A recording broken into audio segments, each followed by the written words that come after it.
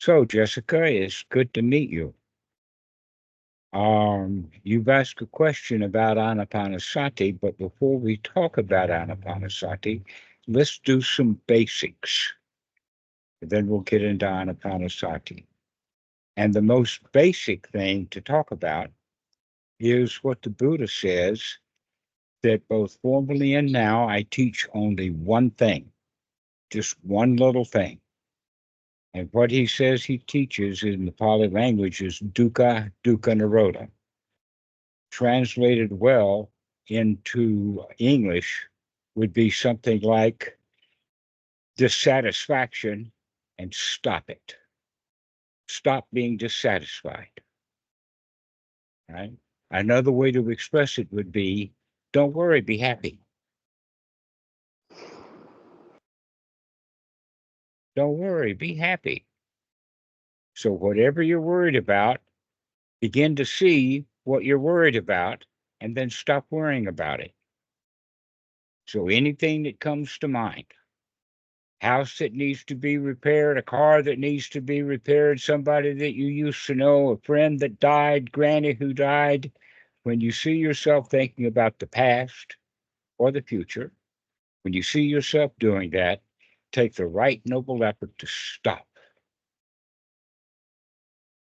and come back to the present moment and say, well, right now I don't have to think about a dead granny. Right now I don't have to think about fixing a car or fixing a house. Right now I don't have to think about going shopping. Right now, I'm already okay. Now, what this is basically is you probably heard the Buddha talk about or referred to him as the main Buddhist teaching is the Four Noble Truths. Dukkha, dukkha, nirodha is in fact the Four Noble Truths in short form.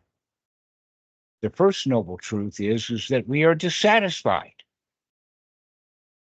Not that life itself is unsatisfactory, but in fact, we are dissatisfied mainly because we've been taught to be dissatisfied.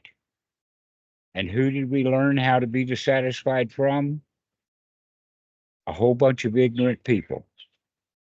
Families, teachers, uncles, aunts, mommies, daddies, siblings, kids down the street, everybody that you knew when you were a child taught you how to be dissatisfied. And you probably didn't even know that you were dissatisfied. And the reason why we're so dissatisfied is because we want things. And anytime you want something that you don't have, you're dissatisfied. Not only that, but it goes a little bit further. Anytime that you want something, that kind of means that you'd be better off without it. So if you want something and you don't have it, that means in a way that you're incomplete, that you're not good enough. I'd be better off with if I had it. All right. And there's two kinds of wanting to get and wanting to get rid of, which could be used in the phrase of liking and not liking, or in the phrase of the old classical Buddhism would be greed and ill will. But greed's a very, very strong word, and ill will is almost down to the point of hate, to where actually what we just mean is that I like it, I don't like it. And any time that we like something, if we like it ignorantly, we think that we'd be better off with it, and therefore we're dissatisfied because we don't have it. By the way, almost every automobile that's ever been sold in Arizona is sold to somebody that's dissatisfied. They were dissatisfied before they bought the car. They're dissatisfied and unsure themselves when they're buying it. And for sure, after they've got it, they're dissatisfied. And the salesman who sold it was dissatisfied before he met you, dissatisfied while he's selling you the car, dissatisfied when you did buy the car, and dissatisfied after you leave with the car. So getting a car does not alleviate dissatisfaction. What alleviates dissatisfaction is to stop wanting things. And how do we do that? Well, this is where the Eightfold Noble Path comes in. And it has three major aspects to it that we'd use to get started. Those three things are to remember to look at the kind of thoughts that you're having, to remember to look at the kind of attitude that you have, to remember to look at what the body is doing, like not breathing well, to remember how we feel, to look at how we feel. Basically, when we're dissatisfied, we're not feeling so great. And most important for the beginner is to remember to look at what you're thinking about, recognizing that you're in quite a habit of being dissatisfied. So most of the thoughts that we have are thoughts of being dissatisfied. For instance, anytime you're thinking about the past or anytime that you're thinking about the future, those are probably thoughts that are unwholesome, unsatisfactory. But when you're having thoughts about what's happening right now you're okay. I mean, you're okay right now, aren't you? You don't have any snakes crawling around your legs. You don't have the Russian mafia breaking down your door. You don't have any bed bugs crawling up your leg. So you're pretty okay right now, huh? Yeah. Yeah. And when we begin to reflect upon that, hey, right now there's nothing dangerous happening. Right now, I can, if I let myself, I could feel safe. Right now, if I let myself, I could feel secure and comfortable. And when you begin to feel safe, secure, and comfortable, then the next step along the way is to feel satisfied. Well, remember, we talked about dukkha is being dissatisfied. So we actually have to actively talk ourselves into feeling satisfied. We actively talk ourselves into changing our attitude from the attitude of being dissatisfied, which is the victim's position, into being satisfied, which is the winner's position. I got everything I need. I'm good. No, I'm not hungry. I got everything that I want. No, you don't have to buy anything at 7-Eleven for me when you're there. I'm already okay. This is the kind of thought process. But guess what? We can't just say that one time and get it to stick. It's like you're from Arizona again. You can't make an adobe house out of one mud ball. You can't make a happy life out of one wholesome thought. You have to repeat and repeat and repeat to take another ball of happy mud and throw it at that wall until you get the whole house covered. So it has to be done over and over and over again. A lot of people, when they talk about meditation, they use the word concentration. But the way that I want you to think about concentration is doing it over and over and over again. But concentration is not like this. It's rather like this. Keep going. Keep putting things together. Keep doing it over and over and over again. One happy thought after another, which means we have to remember to look at what we're thinking. Is what I'm thinking happy right now? If not, I'm going to start having happy thoughts. I'm going to put down those unhappy thoughts and start having happy thoughts, one after another. You said you saw a video of a guided meditation. Well, that's all we teach. It's just having one happy thought after another after another.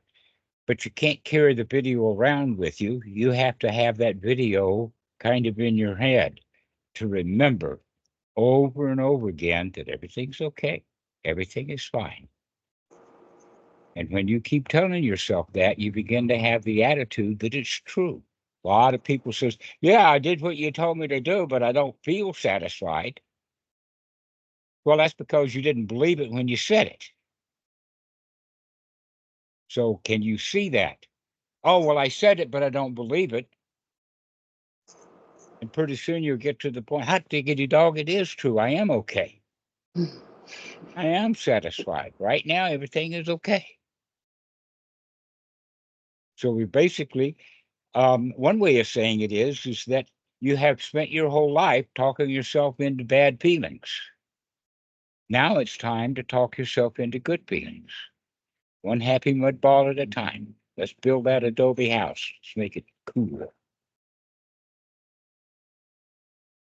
That's the practice. Now, one of the things that happens is that when we get good at this, we really get to the point of being satisfied. And then we get the, wow, I could be satisfied anytime I want to. Now that's a wonderful kind of thought. It doesn't matter what happened. I can come out of that into a state of joy. I can remember to stop having unwholesome thoughts and start having happy, wholesome thoughts. So we have to practice a lot in order for us to remember that we've got a choice. Every breath you take, you've got a choice. Every thought you think, you have a choice. If you can remember that you have a choice. And when you forget that you've got a choice, we go back to the default, unhappy, lonely, dissatisfied state. And the next thing you know, we're out buying a car we don't want or need. Because why? We had a thought that, oh, I'd be happy if I only had a new car. And new cars don't make us happy. Spending money don't make us happy. Wanting things we don't have doesn't make us happy. But being satisfied with what we've already got, now that'll bring joy. You think you can do that? Yeah. All right. That's all there is to it. But you I have to think, do it over and over and over again. If you can make one mud ball and sling at that building, you can make another one and another one. One happy thought after another. Ball that thing up and got it.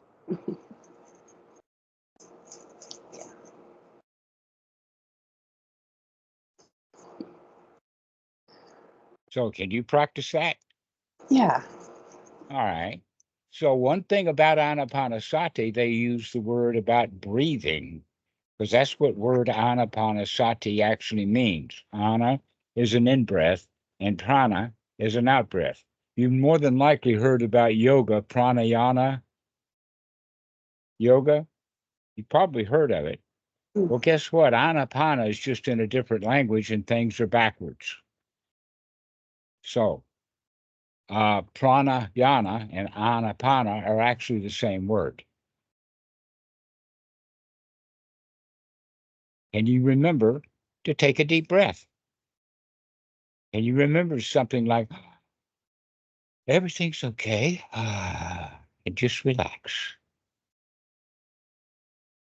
Because if you can relax your breathing, take a nice, long, slow breath, then you'll get in touch with your body to watch your body. And as you do that, the body becomes relaxed. If you can relax the body, guess what? The only way you can relax the body is by remembering to relax it. So, in fact, you're training your mind as well as the body. Training the mind to relax by relaxing the body. And when you train your mind to relax, then the thoughts become more relaxed. And then we begin to feel relaxed.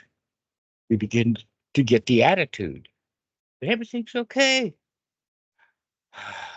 Wow, what a relief it is. Everything is fine right now. Off into the future, who knows what the future's going to be. But if I could practice being relaxed and happy and joyful right now, I'll probably be able to do that whenever some shit happens. The kind of stuff that used to make me unhappy. It actually didn't make you unhappy. You called it shit and felt bad because that's the habit. So let's develop a new habit so when something happens, we can say, yeah, I got that. No matter what goes on, no matter what goes down, I can handle it. I'm a big girl now.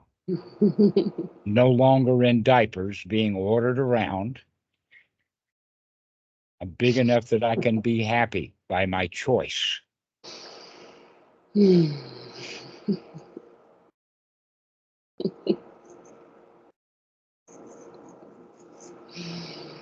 Don't worry, be happy. Can you remember? That's the question. That in fact, that's why we use the breath, because every time you remember to take a nice, long, deep in breath, that's sati, you remembered. And every time you remember to take a nice, long out breath, that's sati, that's remembering. Sati in the Western English language is referred to as mindfulness. No doubt you've heard of the word mindfulness. Mindfulness is not a very good translation. A much better translation is remember to be in the present moment. That if you're not remembering to be in the present moment, how in the world can you be mindful? And what does mindfulness mean? Basically is to look at what's going on, but we have a three-step process to look at what's going on, to really remember to look, and then to change. What is the change? Stop being unhappy. Stop having the thoughts that you have that make you unhappy, like I want this and I want that. Begin to only want things that are immediately available. And one thing that's immediately available is the next breath.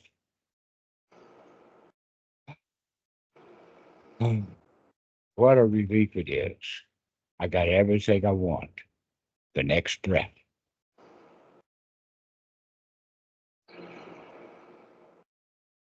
You practice that way, and pretty soon you'll feel like you can handle anything. And be happy no matter what goes down. Yeah, the car breaks. So what? I'm happy.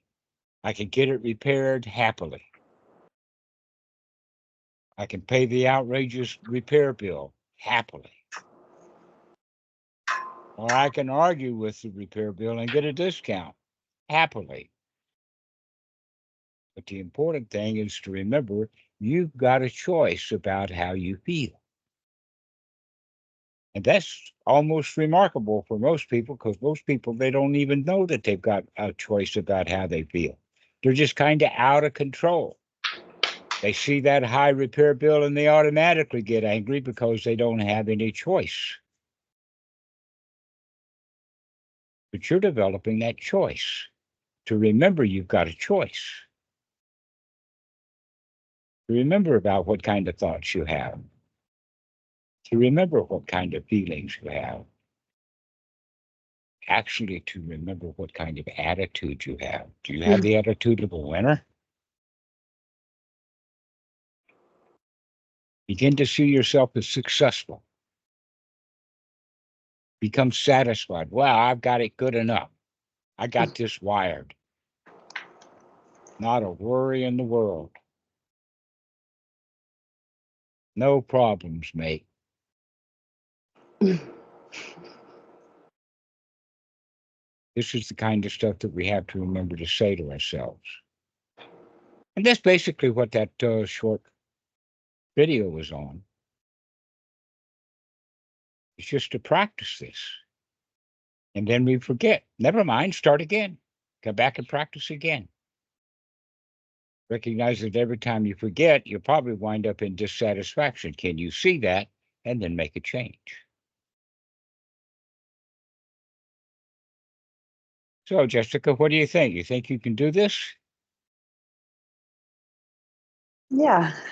Yeah, you can do this. All right.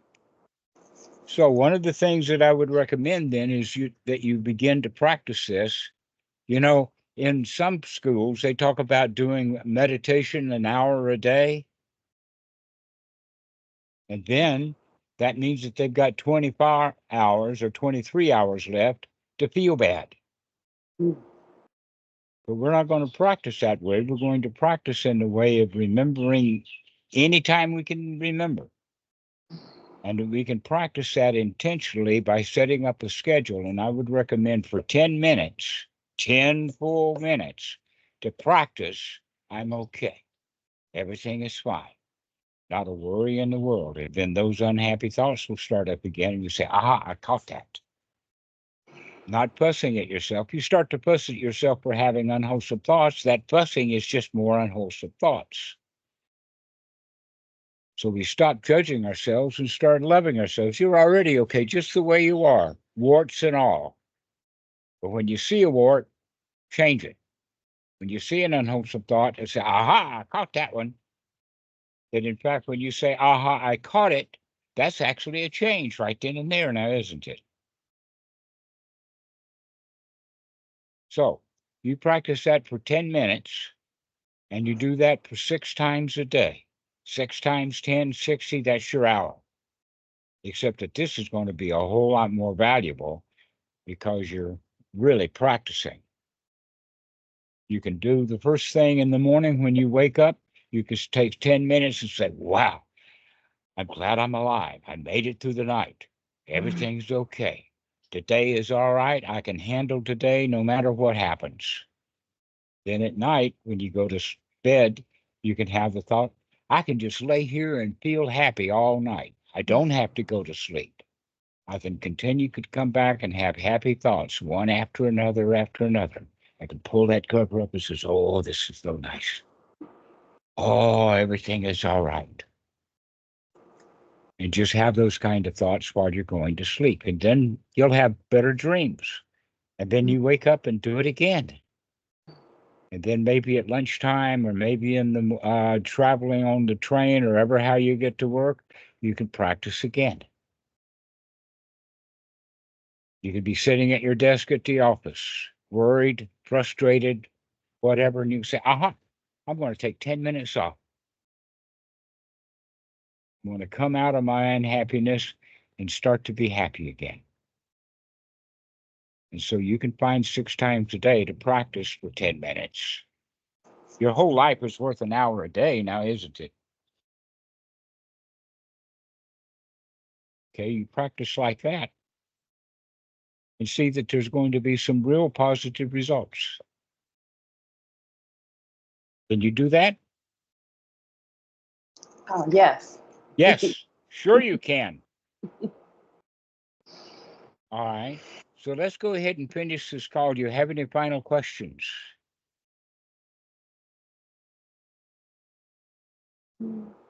This is very simple. There should not be any questions to it. Not yet. The Not doubt yet. will come later. And when the doubt does come, you can say, aha, I see that doubt, and I already know how to practice. All I have to do is just say, everything's okay, everything is fine. Get that ground in. Grind that in. You've been grinding in all kinds of problems before. You can start to polish this. Grind it in. Okay. Over and over and over and over and over again. And pretty soon you begin to polish like a polished shell.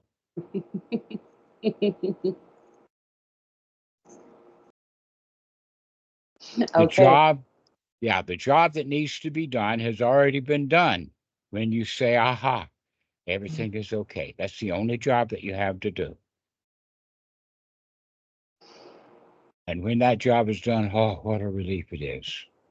No place to go and nothing to do. So if you can practice this, I would recommend you call me after a few days of practice. We'll talk about it a little more. Okay. Okay? We'll see you in a few days. Bye-bye. Bye.